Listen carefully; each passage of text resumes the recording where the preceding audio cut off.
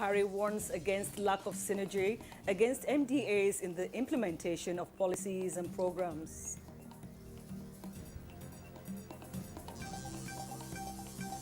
A Food and Agriculture Organization experiment with new initiatives to enhance sustainability of food production practice in Nigeria.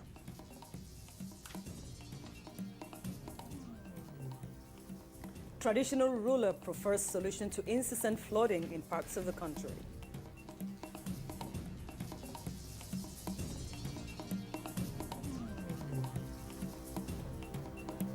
Nigeria records 296 new cases of COVID-19, spiking up to 55,456.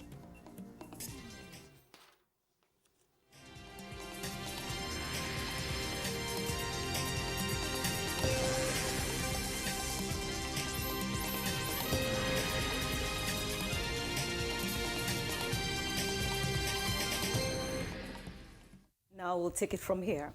At the end of a two-day first-year ministerial performance review, President Muhammadu Buhari says the enormous challenges bedeviling the country notwithstanding, his administration will neither shirk its responsibilities nor lose focus on its genuine commitment of taking Nigeria to the next level of development.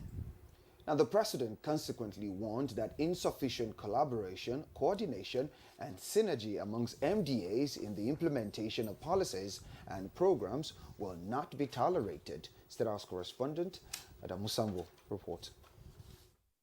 On behalf of the people of Nigeria, I demand the uttermost level of performance, deliverables, and results. President Muhammadu Buhari noted with satisfaction that in spite of the multiple challenges inherited by his administration, progress has been made on all fronts towards addressing the nation's fundamental problems of security, economy, and corruption. We are proud of our achievements, and we should blow our own trumpets. I have to charge all of you to defend the government vigorously and not allow irresponsible and politically motivated activists to keep spreading patent falsehoods about this government. Information to the public should be better packaged. Go on the offensive.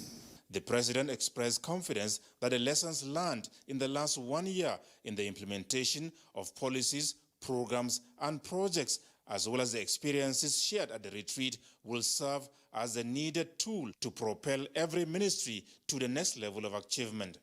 The thrust reposed in us by Nigerians remains the ultimate driving force. We cannot afford to lose focus regardless of the challenges. Our eyes must therefore remain fixed on the ultimate goal. More than ever before, I charge us all to play as a team, because that is what we are.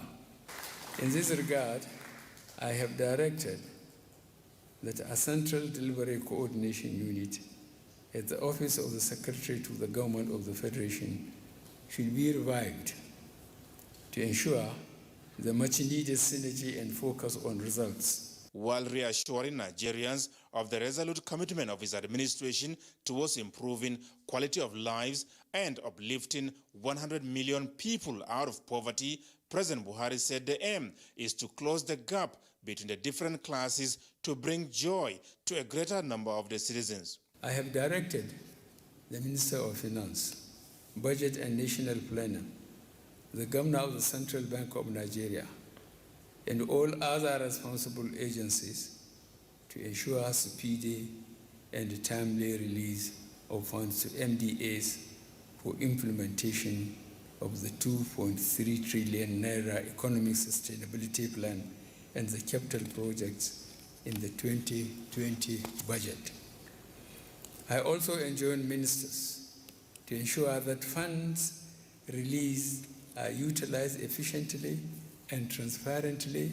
The Nigerian people, he re-emphasized, expect nothing but dedication and commitment by all in government in the implementation of policies and programs to not only improve their standard of living, but set the country on the path of prosperity. Secretary to the Governor of the Federation, Boss Mustafa, said the retreat afforded participants the opportunity to undertake an objective assessment of efforts at the execution of the contract signed with the Nigerian people since the re-election of the Buhari presidency. I assure you once more that we shall not rest until our goals are achieved. Under your leadership, Nigeria must and it shall change for the better. And as the retreat comes to an end, expectations are high for a result-oriented year with tremendous benefits that will continue to change the lives of Nigerians positively. From the State House, Adamu Sambu, NTA News.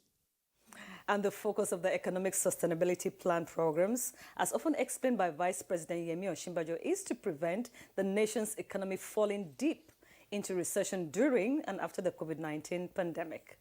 Now, the Vice President, in his presentation at the Ministerial Performance Review Retreat, says, though the federal government has commenced the implementation of the 2.3 trillion stimulus package, the economic distortions and hardship caused by the COVID-19 pandemic requires the relevant ministers and stakeholders to expedite action on the plans adapted to mitigate the effect of the crisis on the economy. State House correspondent Jide Onifade reports. The Economic Sustainability Plan and the programs were designed to do certain things. First, the fiscal measures, as you've seen, are to safeguard revenues, to reduce non-essential spending. There were, of course, many monetary policy measures.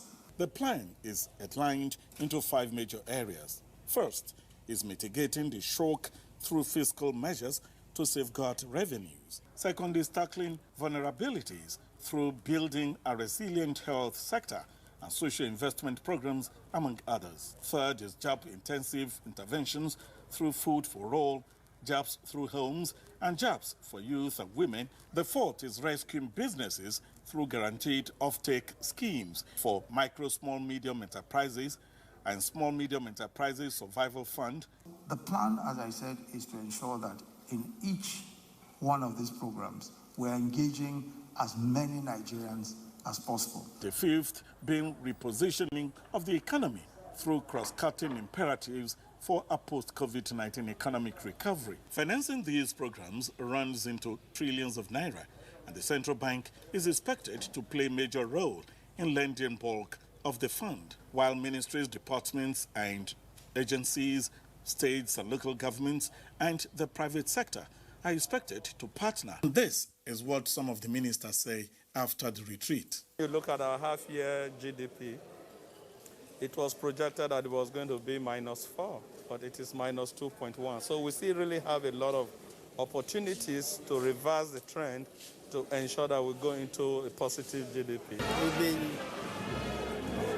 told by Mr. President that we should not disappoint the trust he and Nigerians put in us.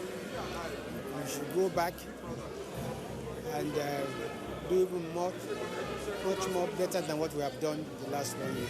Well, this is fantastic. I don't think any government has ever done this. And I believe strongly that the president is not only on course, but he has shown his love for Nigerians. It's been a very, very interesting 2 days. A lot has been cleared up. But the most important thing is that it has been agreed that there has to be synergy between the different ministries. I can tell you that every minister here today is charged, is willing to deliver on Mr. President's mandate so that we can touch the lives of Nigerians. 68 days since the commencement of the Economic Sustainability Plan, and the Vice President is emphasizing the urgency involved, calling on the ministers and other stakeholders not to remove foot from the acceleration pedal, saying time is of essence. From the banquet hall of the State House, it's Jide Onifade, NTA News. Thank you for that, Jide. Now, the National Assembly says public criticisms notwithstanding, it will always stand to be counted in the genuine efforts at taking Nigeria to the next level of socio-economic development. Senate President Ahmed Lawan, who stated this at the just concluded Ministerial Performance Review retreat, says the desired legislative backing will be provided to support the execution of policies, programs and projects for national unity, stability and prosperity.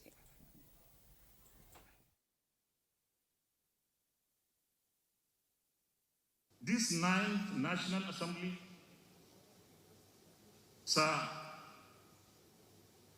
believes in you, believes in this administration, believes in the supremacy of our party, and therefore almost everything that was requested of us was given. We will not change our ways, because we believe we are doing the right thing, supporting our administration, supporting our president. Our concern is the agenda of APC on the basis on which we were all elected. How do we deliver to the people of Nigeria? They trusted us in 2015 and they repeated in 2019. And by the grace of God, they will continue to trust us if we continue to do the right things. We're duty bound. In any way you cut or slice it, we're duty bound to protect our party.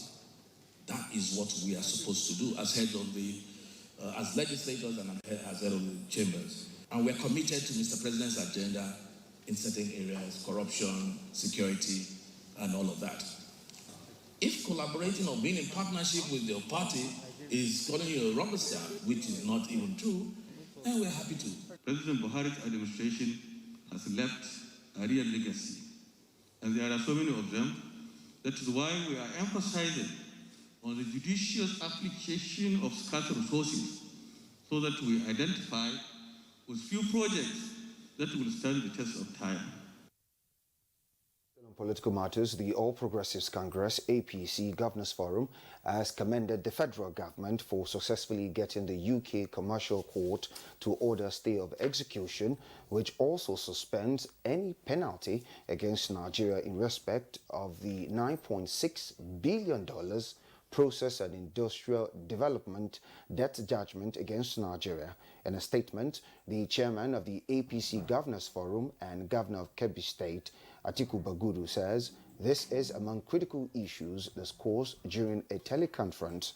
The APC governors commend President Muhammadu Buhari and Nigerian's legal team, led by the Attorney General of the Federation, Abubakar Malami SAN, for efficiently managing Nigeria's economy, which has led to giant strides in the execution of major national projects that includes the revival of railway, the second Niger Bridge, Ajaokuta Steel road project across all parts of the country. The forum also recognized the effort of President Muhammadu Buhari for setting up the APC Executive and Legislative Tripartite Consultative Committee under the chairmanship of Vice President Professor Yemi Osinbajo, describing it as a right innovation to enhance the capacity of APC to resolve all political challenges. And in the meantime, the Presidential Support Committee of the South-South region has expressed gratitude to President Muhammadu Buhari for releasing over 700 million naira to facilitate forensic auditing of the Niger Delta Development Commission, NDDC. This was at a media briefing in Abuja. Kenneth Namani has more. Despite huge financial commitment by the federal government for developmental projects in the Niger Delta region, the level of underdevelopment in the area has left government and other well-meaning Nigerians in great concern. The Presidential Support Committee South-South is thanking President Muhammadu Buhari for showing more commitment in checking corruption alleged by stakeholders as set back in the region. President that we know, he has been a man of integrity. He has been a great man. The group is also appreciative of President Buhari for approving funds for the reconstruction of the East-West Road. Some of their members in the diaspora are also asking for opportunities to contribute in promoting government programs. We must be involved in policy development. We must be involved in policy implementation so that we can make our meaningful impact in the national development. on the proactive steps being taken to safeguard the rights of Nigerians doing business in Ghana, the PSC wants federal government to be emphatic in ensuring that government of Ghana respects ECOWAS trade treaties and diplomatic protocols. Kenneth Nanim, NTA News. And this news at 10 is broadcast live on the network service of the Nigerian Television Authority. When the news returns... Nigeria records 296 new cases of COVID-19. Details in a moment.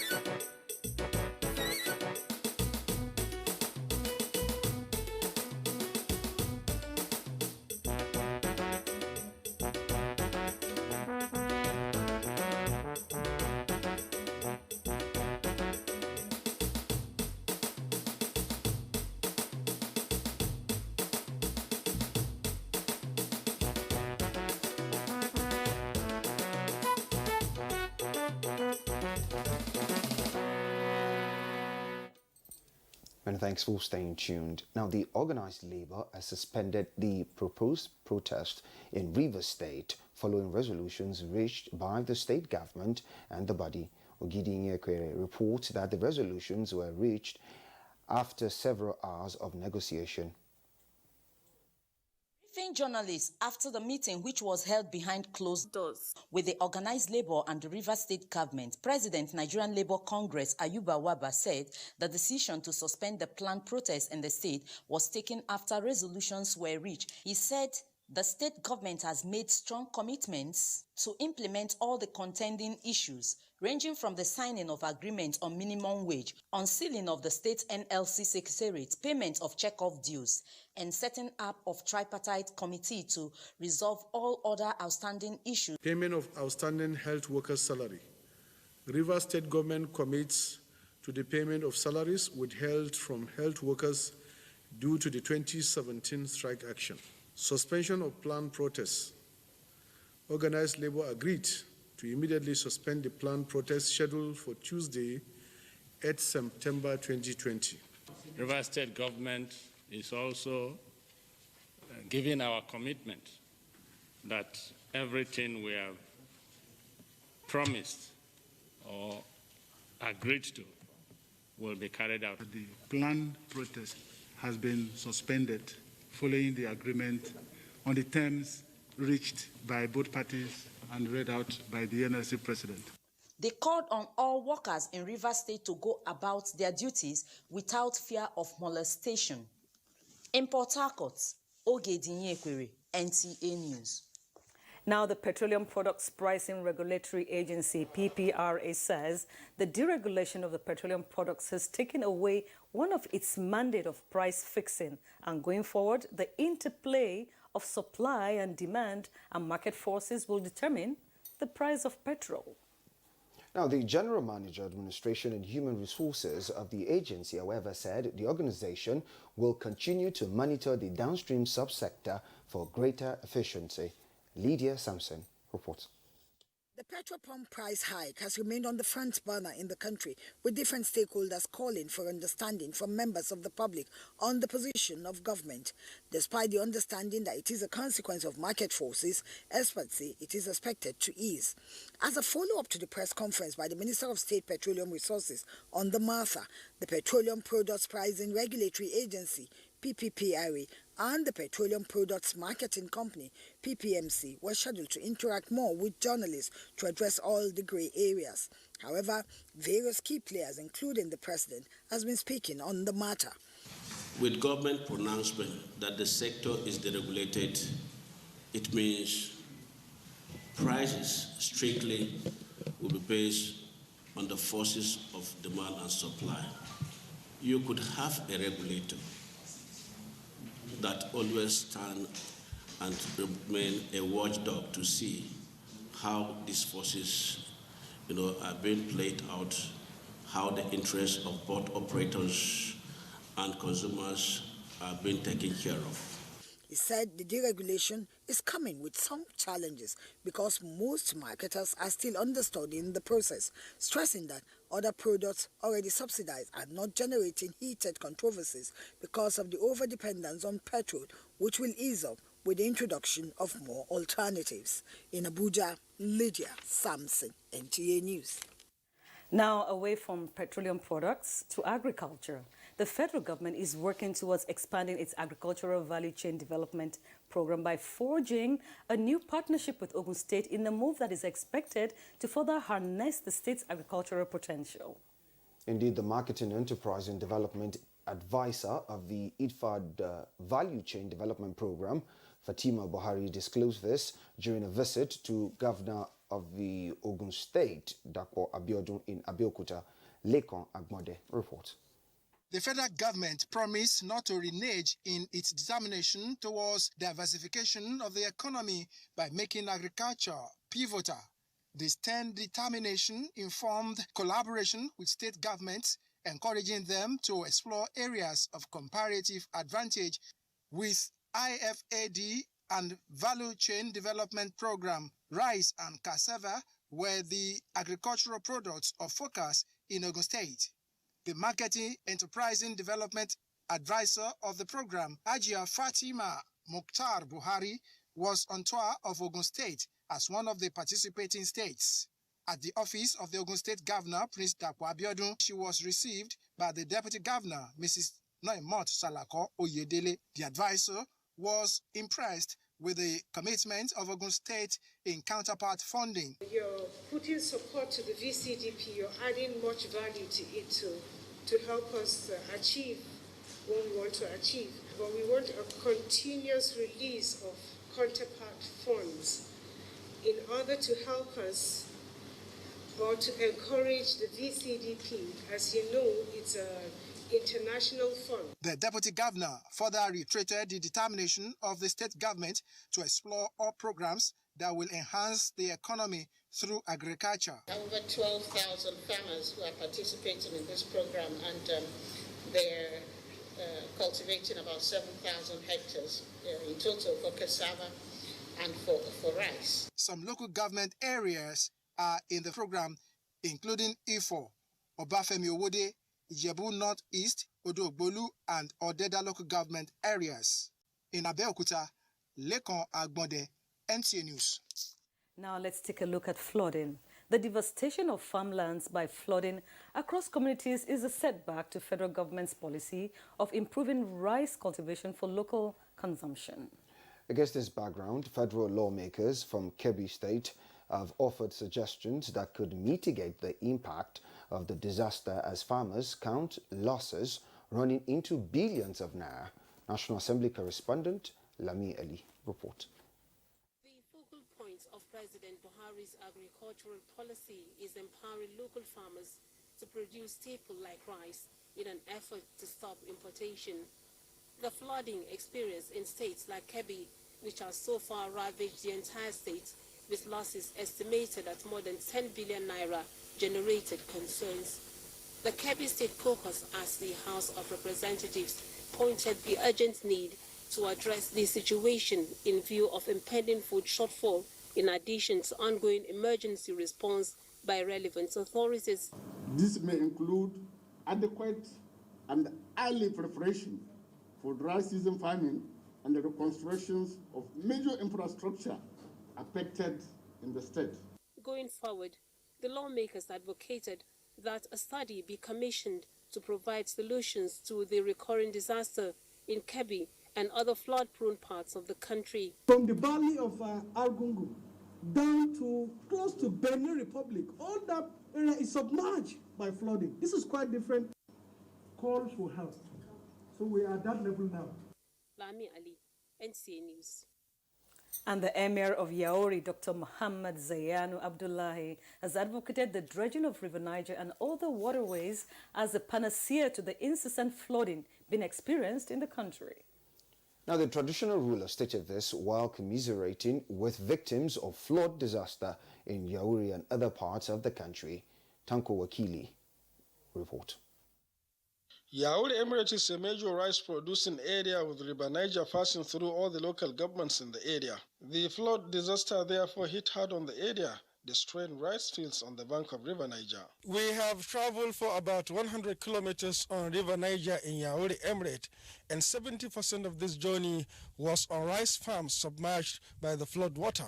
What farmers are doing now is counting their losses. Malam Lawali Bukunji lost over 200 bags of already harvested paddy rice, while thousands lost assorted crops on farmlands. Anything that we plant near river, well, we lost it. It has damaged a lot of farm produce. We have to improve on our waterways. The river Niger must be dredged, because right now the bottom is full of 30 months of clay and sand. That will make the river narrow.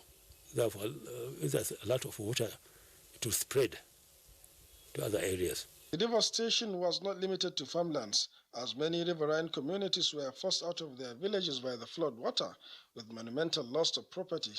The South government is trying to do a lot of help, but we cannot do it unless if we get the number of the affected lands. From Kwanji district in Shanga to Liberton and Ngeski local government areas, thousands of communities have been devastated by the flood. Nura Tanko Wakili, NTA News. And this news broadcast is live on the NTA News 24 Abuja. Now, rehabilitation of Rigachukun Bridge in Kaduna State takes new dimension. Join us again after this break. This is NTA News 24.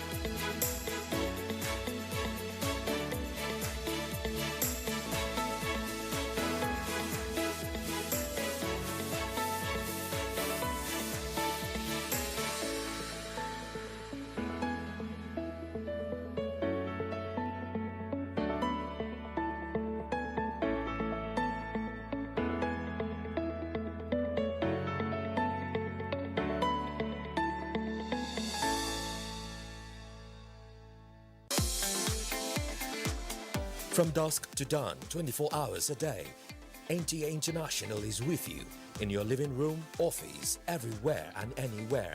We provide the company you desire in terms of balanced and up-to-date news, programs and the best of entertainment. Tune in to DSTV channel 251, GoTV channel 91, Freeview UK channel 264, or you can download www.visiontv.co.uk. App for iOS or Android, Intelsat 901 degree east. You can also see us on Facebook and YouTube for quality content on the go. NTA International, Africa's window to the world.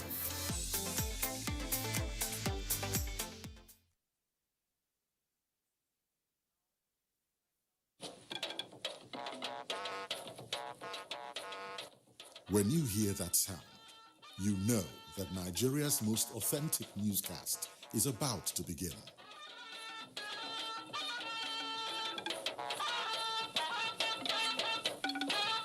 NTA Network News. A national communion